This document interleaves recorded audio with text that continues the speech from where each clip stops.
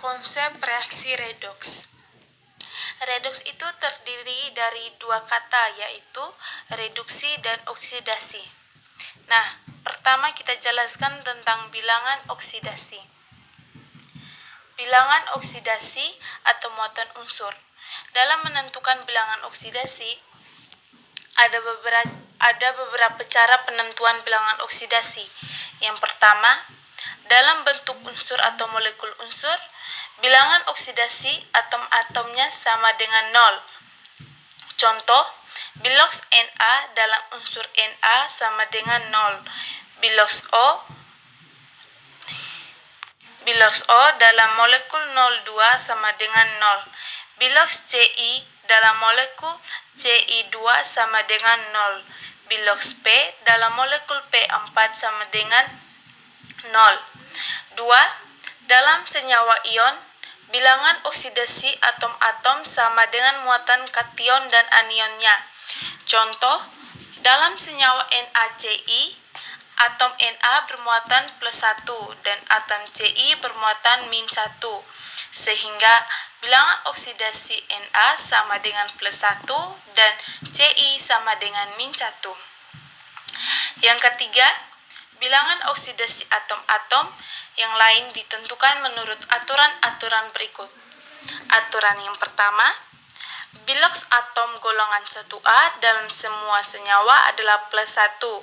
Biloks atom golongan 2A dalam suatu senyawa adalah +2. B. Biloks atom-atom unsur halogen terdapat dalam golongan 7A dalam senyawa binar adalah -1. Sedangkan dalam senyawa poliatom bergantung pada senyawanya. Yang ketiga, biloks atom oksigen dalam senyawa adalah -2, kecuali dalam peroksida seperti H2O2, Na2O, sama dengan -1, dan dalam superekosida seperti KO2 sama dengan -1/2. Yang keempat, biloks atom hidrogen dalam senyawa seperti HCl, H2O, NH3 adalah +1, kecuali dalam senyawa hibrida seperti NaH, BaH2 sama dengan -1. Yang keempat, jumlah total bilangan oksidasi dalam senyawa netral sama dengan 0.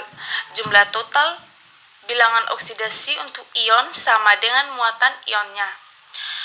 Contohnya, biloks total dalam molekul H2O sama dengan 0. Biloks total dalam ion CO32 min sama dengan -2. Biloks total dalam ion NH4+ sama dengan +1.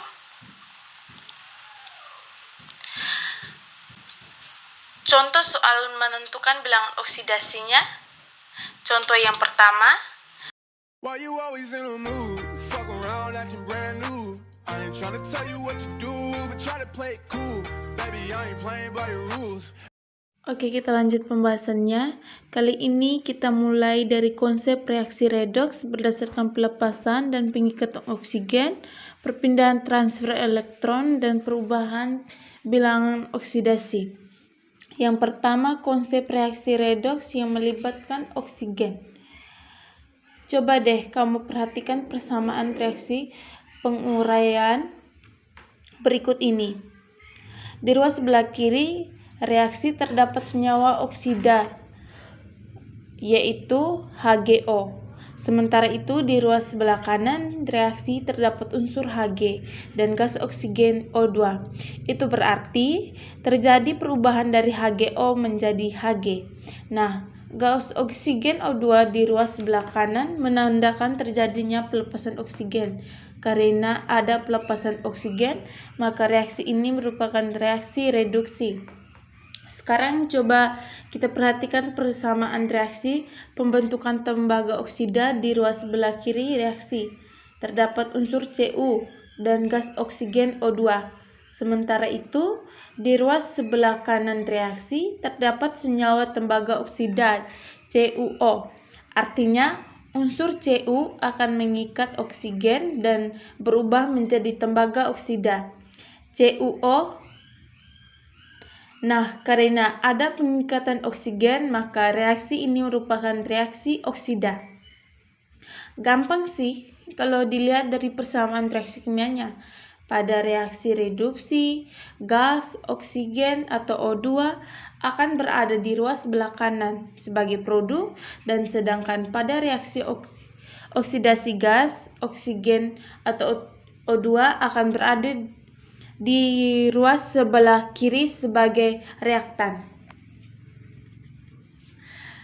Yang kedua, konsep reaksi redoks berdasarkan perpindahan atau transfer elektron.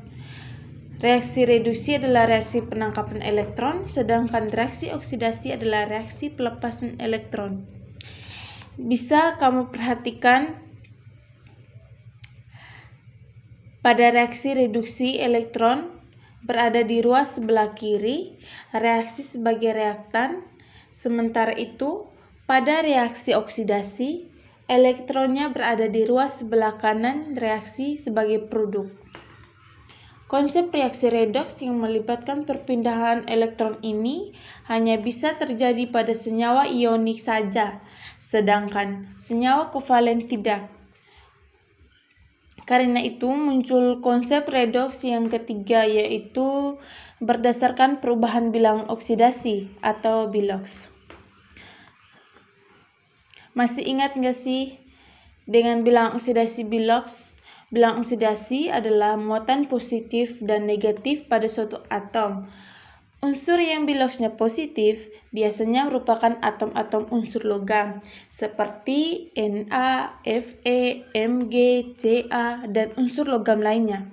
Sementara itu, unsur yang biloksnya negatif biasanya atom-atom unsur non-logam seperti O, Ci, F, dan unsur non-logam lainnya. Yang ketiga, berdasarkan konsep perubahan bilangan oksidasi. Reaksi reduksi adalah reaksi yang mengalami penurunan bilangan oksidasi, sedangkan reaksi oksidasi adalah reaksi yang mengalami kenaikan bilangan oksidasi. Untuk menentukan reaksi redoks berdasarkan bilangan oksidasi, kamu harus tahu terlebih dahulu bagaimana cara menentukan bilangan oksidasi. Jadi bisa kamu baca dan pahami kembali supaya kamu jadi lebih mudah memahami konsep yang satu ini. Nah, setelah tahu konsep biloks, coba kita tentukan apakah reaksi di bawah ini reaksi redoks atau bukan, tapi kita hitung biloks masing-masing unsurnya ya. Ingat aturan penentuan nilai bilangan oksidasi atau biloks ya.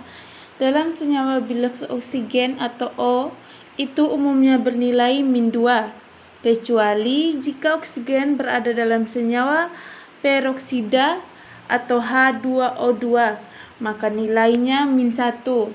Kemudian karena CuO ini senyawa netral, maka biloks total C dan O dalam senyawa ini adalah 0. Nah, karena biloks O sama dengan -2, maka agar total biloks CuO sama dengan 0, biloks Cu harus bernilai +2. Sementara itu, Cu merupakan unsur bebas, maka biloksnya bernilai 0. Jadi, Cu mengalami penurunan biloks dari +2 ke 0, maka Cu mengalami reaksi reduksi. Jadi, biloks H2 sama dengan 0, biloks H pada senyawa H2O sama dengan I tambah 1. Jadi, unsur H mengalami kenaikan biloks dari 0 ke +1, sehingga mengalami reaksi oksidasi. Pada reaksi redoks terdapat unsur-unsur yang bertindak sebagai reduktor dan oksidator. Zat yang mengalami oksidasi itu disebut reduktor, sedangkan zat yang mengalami reduksi disebut oksidator. Coba perhatikan contoh berikut ini. Karena Mg merupakan unsur bebas, jadi bilox Mg sama dengan 0. Kemudian bilox H pada senyawa 2 HCl bernilai +1 karena unsur H berikatan dengan unsur lain dan H merupakan golongan 1A. Selanjutnya karena H sama dengan +1 berarti Cl sama dengan -1 agar total bilox 2 HCl sama dengan 0. Di ruas sebelah kanan bilox, Mg pada senyawa MgCl adalah +2 karena Mg berikatan dan merupakan unsur golongan 2A. Karena Ci memiliki indeks 2, maka bilox Ci sama dengan -1. Agar total bilox MgCl 2 sama dengan 0, kemudian karena H2 merupakan unsur bebas, maka biloxnya bernilai 0.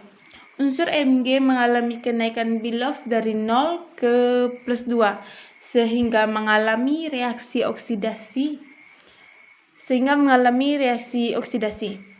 Jadi unsur Mg disebut sebagai reduktor dan unsur H mengalami penurunan bilox dari +1 ke 0 sehingga mengalami reaksi reduksi.